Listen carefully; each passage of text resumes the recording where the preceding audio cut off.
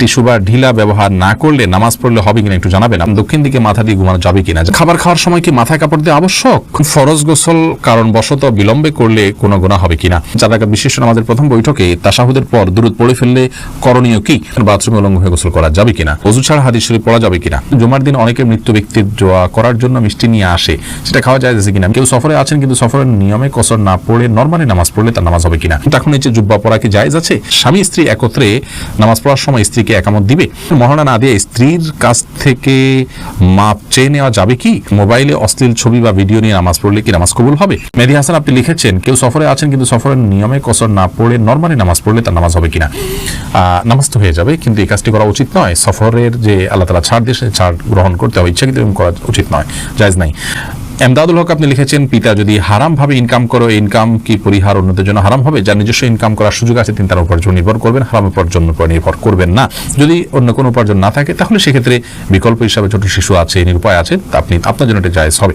শহীদুল ইসলাম লিখেছেন, জুমার দিন অনেকে মৃত্যু ব্যক্তির দোয়া করার জন্য মিষ্টি নিয়ে আসে, সেটা খাওয়া যায় কিনা? মিষ্টি খাওয়াতে কোনো অসুবিধা নেই, তবে দোয়া করার পর মানুষকে মিষ্টি খাওয়ানো এটা আসলে কোন হাদিস নির্দিষ্ট কোনো বিষয় নয়। এমনি দোয়া করলাম, আমরা দোয়া চাইলাম, কেউ দোয়া করলো, এটা ভিন্ন কথা।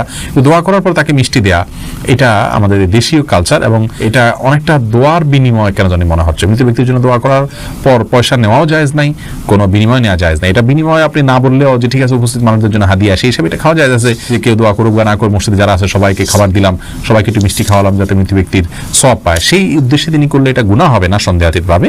সেই জন্য বললাম এটা খাওয়া জায়েজ আছে, বাট দোয়া করেছেন তার জন্য মিষ্টি এরকম যেন না হয়। বিষয়টা, এই কালচারটা একটা পরিবর্তন আমাদের আসা উচিত আসলে। বেলাল হোসেন জানতে চেয়েছেন, 4 রাকাত বিশিষ্ট নামাজের প্রথম বৈঠকে তাশাহুদের পর দুরূদ পড়ে ফেললে করণীয় কি? হানাফি মাযহাব অনুযায়ী আল্লাহুম্মা সাল্লি আলা মুহাম্মাদ এই পর্যন্ত পড়ে ফেললে আপনি সিজদা সাউ দিবেন। অন্যান্য অনেক উলামা ইকরাম অবশ্য বলেন যে না, এই কারণে সিজদা সাউ দিতে হবে না। বিশেষ করে আরবি স্কলাররা বলেন যে না, এই জন্য সিজদা সাউ দিতে হবে না। সৌদি আরব উলামা ইকরাম সহ অনেকেই বলেন। সাইফুল আপনি লিখেছেন, টাকুর নিচে জুব্বা পরা কি জায়েজ আছে? টাকুর নিচে জুব্বা পরা জায়েজ নয়। আপনারা অনেক সৌদিয়ানদেরকে দেখেন, তারা টাকুর নিচে জুব্বা পরে, মাথা টুপি পরে, আবার উপরে একটা আপনাদের শেখরা যেরকম রুমাল পরে, ওটা রুমালও পরে। তো এটা দেখে আপনারা হয়তো মনে করেন যে এই জুব্বা পরা বোধহয় জায়েজ আছে। না ভাই, মা আসফার মিনাল কাবাইনি মিনাল ইজারি ফিন্নার, নবী ইসলামের কোন কোন হাদিস আছে মা আসফার মিনাল কাবাইনি ফিন্নার, উপর দিক থেকে যে সমস্ত পোশাকগুলো যায়, সেটা লুঙ্গি হোক, জুব্বা হোক, এমনকি পায়জামা যদি হয়, সেটা যেগুলো উপরে পড়ার, সেগুলো যদি টাকুর নিচে যায় সেটা হারাম হবে। আর যেগুলো থাকেই টাকুন থেকে নিচের অংশ, যেমন মোজা, সেটা জায়েজ হবে। বা মোজার সাথে যদি আপনার পাজামা বা প্যান্ট ওরকম অ্যাটাচ থাকে, ওরকম অনেকে ডিউটি পোশাক হিসাবে থাকে, সেগুলো থাকলে সেটা জায়েজ হবে। মোহাম্মদুল ইসলাম রুবেল আপনি প্রশ্ন করছেন, বাথরুমে উলঙ্গ হয়ে গোসল করা যাবে কিনা? ভাই রুবেল, বাথরুমে উলঙ্গ হয়ে যদি কেউ গোসল করেন তাহলে তাতে কোনো বড় গুনাহ বা কাবিরা গুনাহ হবে না, বড় কোনো পাপ হবে না। তবে এই কাজটি অনুত্তম এবং ভালো নয় আমাদের জন্য, জাস্ট এইটুকু আমরা বলতে পারি। কিন্তু আপনার এর কারণে কোনো বড় গুনাহ হয়ে যাবে ব্যাপারটি এরকম না। বিশেষ ওজোরের কারণে যদি আপনার বিবস্ত্র হতে হয়, আপনার জন্য সেটা জায়েজ রয়েছে। এবং নয়বা রাহমাহুল্লাহ সহিহ মুসলিমের সারার মধ্যে তিনি ব্যাখ্যার মধ্যে তিনি লিখেছেন যে গোসল করার সময় লুঙ্গি বা গামছা বা এই জাতীয় কোনো কিছু দিয়ে গোসল করাটা হলো উত্তম, এতে কোনো সন্দেহ নেই। তবে যদি প্রয়োজন হয় তাহলে সেক্ষেত্রে উন্মুক্ত করে, অর্থাৎ আপনার সম্পূর্ণ বিবস্ত্র হয়ে গোসল করা জায়েজ আছে। একটি হাদিস এরকম রয়েছে, নবী সাল্লাল্লাহু আলাইহি ওয়াসাল্লাম বলেছেন যে আল্লাহ তাআলাকে কেউ যদি নাও দেখে, তো আল্লাহ তাআলাকে অন্তত লজ্জা করা উচিত, লজ্জাশীলতা থাকা উচিত। এই জন্য এরকমটি প্রয়োজন হলে করা যাবে, আর প্রয়োজন ছাড়া এরকম করাটা অনুচিত, অনুত্তম, ভালো কাজ নয়। প্রয়োজন হলে করা যাবে। তার একটা দলিল হলো সহিহ বুখারীতে বর্ণিত হয়েছে যে আইয়ুব আলাইহিস সালাম তিনি একবার সমস্ত কাপড় চোপড় খুলে তারপর গোসল করেছেন। তারপরে মুসা আলাইহিস সালামের ব্যাপার আপনারা জানেন যে তিনি গোসল করতে নেমেছেন, পাথর তার কাপড় নিয়ে দৌড় দিয়েছে, তিনি তার পিছনে দৌড়াতে শুরু করেছেন। এগুলো সব বিশেষ কারণে এবং বিশেষ প্রেক্ষিতে। তাছাড়া এগুলো আগের শরিয়াত, সেগুলোর বিধান আমাদের জন্য খুব বহু যে প্রযোজ্য তা নয়। আমাদের জন্য অনুত্তম হবে কাপড় চোপড় একদম খুলে গোসল করাটা, তবে হারাম নয়। এরপর সামিতা জেরিন আপনি লিখেছেন, ওযু ছাড়া হাদিস শরীফ পড়া যাবে কিনা? জি, হাদিস পড়তে পারেন। হাদিস পাঠ করার জন্য ওযু এটা জরুরি নয়। ইসলামিক বই পুস্তক পড়ার জন্য ওযু জরুরি নয়। ওযু জরুরি হবে কোরআন কারীম যখন স্পর্শ করবেন পাঠ করার সময়, সেটি মুখস্থ পড়লে কোরআন শরীফ তেলাওয়াত করার জন্য আপনার মুখস্থ ওযু থাকা জরুরি নয়। আর রাশেদ খান লিখেছেন, মহারণা না দিয়ে স্ত্রীর কাছ থেকে মাপ চেয়ে নেওয়া যাবে কি?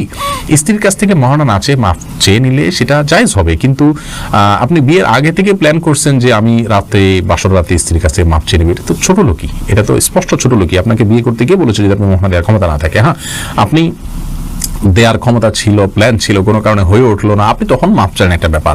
সন্দেহাতীতভাবে আপনার স্ত্রী যদি আপনাকে সন্তুষ্ট চিত্তে মাফ করে দেন তাহলে মাফ হয়ে যাবে। সূরা নিসা 24 নম্বর আয়াতে আল্লাহ বলেছেন, ওয়ালা জুনাহা আলাইকুম ফিমা তারাদাইতুম বিহি মিন বাদিল ফারিদা, অর্থাৎ নির্দিষ্ট মহর ধার্য করার পর তোমরা যেটা উপর সন্তুষ্ট হবে উভয় পক্ষ, সেটাতে কোনো অসুবিধা নেই। অন্য আয়াতে আল্লাহ তাআলা আরো বলেছেন যে তোমাদের স্ত্রী যদি তোমাদেরকে কোনো ছাড় দেন মহর ব্যাপারে, তাহলে সেক্ষেত্রে ফাকুলুহু হানিআম মারিআ, তাহলে সেই ছাড় তোমরা গ্রহণ করতে পারো। কিন্তু আমার জানা নাই যে কোনো সাহাবী মহর ধার্য হওয়ার পর স্ত্রীর কাছে মাফ চাইছেন যে আমাকে মাফ করে দাও। এটা আমাদের কাপুরুষতা। এখন আসলে পৃথিবীতে ভাবের অভাব, ধরার সময় 10 লাখ 20 লাখ ধরি ভাবের জন্য, এরপরে মাপ চাই আমরা তলে তলে, এটা উচিত নয়, এটা কাপুরুষতা। এবং আগে থেকে সেজন্য আমাদের প্ল্যান থাকা উচিত। বাকি মৌলিকভাবে যদি স্ত্রীর কাছে আপনি মাপ চান, তিনি যদি মন থেকেই মাফ করে দেন, আপনার মাফ হয়ে যাবে ইনশাআল্লাহ। স্বামী স্ত্রী একত্রে নামাজ পড়ার সময় স্ত্রীকে একামত দিবে না। স্বামী স্ত্রী একত্রে যদি জামাতের সাথে সালাত আদায় করেন, তাহলে সেক্ষেত্রে স্বামী নিজে একামত দিবেন, তিনি নিজেই ইমামতি করবেন। স্ত্রী একামত দিবেন, স্বামী ইমামতি করবেন, ব্যাপারটা কিন্তু সেরকম নয়। আব্দুল মতিন, আপনি লিখেছেন মোবাইলে অশ্লীল ছবি বা ভিডিও নিয়ে নামাজ পড়লে কি নামাজ কবুল হবে? নামাজ কবুল হয়ে যাবে, কিন্তু মোবাইলে ছবি, অশ্লীল বা হারাম কোনো কিছু নিয়ে যদি আপনি সালাত আদায় করেন, তাহলে সেক্ষেত্রে আপনি আল্লাহ রাব্বুল আলামিনের সামনে দাঁড়াচ্ছেন, সে অবস্থায় আপনার যে মন মানসিকতা থাকা উচিত সেটি হচ্ছে না। আর এই অশ্লীল কোনো কিছু আপনার মোবাইলে যদি থাকে, খারাপ কোনো কিছু যদি থাকে, তাহলে সেটা সালাতরত অবস্থায় থাকলে সেটা যেরকম অপরাধ, ঠিক একইভাবে সালাতের বাইরেও সেটা থাকাটা আপনার জন্য অপরাধ। বিধায় এর কারণে সালাতে কোনো প্রকার ব্যাঘাত হবে না। সালাত যদি আপনি মনোযোগ দিয়ে সালাতের যে অন্যান্য শর্ত আছে সেগুলো আপনি পূরণ করে সালাত আদায় করেন, তাহলে সালাত তো হয়ে যাবে। বাট এই হারামটা আলাদা একটা আপনার জন্য ক্ষতিকর, আপনার সালাতের মধ্যে মনোযোগ নষ্ট হতে পারে। সেজন্য মোবাইল থেকে হারাম জিনিস এমনিতে সরিয়ে ফেলা উচিত, তবে সালাতের এটার কারণে কোনো ক্ষতি হবে না। জুলকারনাইন, আপনি লিখেছেন ফরজ গোসল কারণবশত বিলম্বে করলে কোনো গুনাহ হবে কিনা? গোসল বিলম্ব করলে কোনো গুনাহ হবে না, তবে ফরজ গোসল যদি আপনি দেরিতে করতে চান, পরবর্তী ফরজ নামাজের আগে আগে আপনাকে করে ফেলতে হবে। আর মাঝে যদি অন্য কাজ করতে চান, রাতে গোসল ফরজ হয়েছে, আপনি ফজর নামাজের আগ মুহূর্তে গোসল করবেন, তাহলে মাঝে অন্য কাজের জন্য, এমনকি ঘুমানোর জন্য ওযু করে ঘুমানোটা হলো সুন্নাহ, নবী সাল্লাল্লাহু আলাইহি ওয়াসাল্লাম এটি করতেন, এটি করা ভালো। বাকি গোসল তৎক্ষণাৎ করে ফেলতে হবে, কোনো বাধ্যবাধকতা নেই। গোসল, ফরজ গোসল না করে অন্য কাজ কাম করলে মেয়েদের উপরে অনেক রকমের প্রেশার আমাদের সমাজ থেকে আসে, তো এটা উচিত নয়। এটা ছেলে মেয়ে সবার জন্য ইসলাম জায়েজ রেখেছে, ওযু করে তিনি অন্য কাজ করতে পারেন, কিন্তু যথাসম্ভব দ্রুত ফরজ গোসল করে, ফরজ যেহেতু রয়েছে দ্রুত গোসল করে ফেলতে পারে, সেটা ভালো। কিন্তু অন্য কাজ করা যাবে না এমন কোনো কথা নেই। মাহফুজ বিন জাহাঙ্গীর, আপনি লিখেছেন আসরের পর থেকে মাগরিবের আগ পর্যন্ত পড়াশোনা করলে নাকি সমস্যা হয়, কথাটা সত্য না? এটা মন করা বিষয়, এমন কোনো কথা নেই। আলোর মধ্যে থেকে আপনি পড়তে পারেন। আরাফাত সানি, আপনি লিখেছেন দক্ষিণ দিকে মাথা দিয়ে ঘুমানো যাবে কিনা? যাবে, কোনো অসুবিধা নেই। এরপর সাদিয়া বিনতে আজাদ লিখেছেন খাবার খাওয়ার সময় কি মাথায় কাপড় দেওয়া আবশ্যক? না বোন, খাবার খাওয়ার সময় আমরা মাথায় কাপড় দিতে বাধ্য নই, কারণ হাদিস আমাদেরকে এরকম নির্দেশ দেয় না যে ছেলে হোক, মেয়ে হোক, নারী হোক, পুরুষ হোক, খাবার সময় আমাদেরকে টুপি দিতে হবে। অনেকে দেখা যায় খেতে বসলে টুপিটা তালাশ করে, আমার টুপিটা দাও, আমি খেতে বসবো।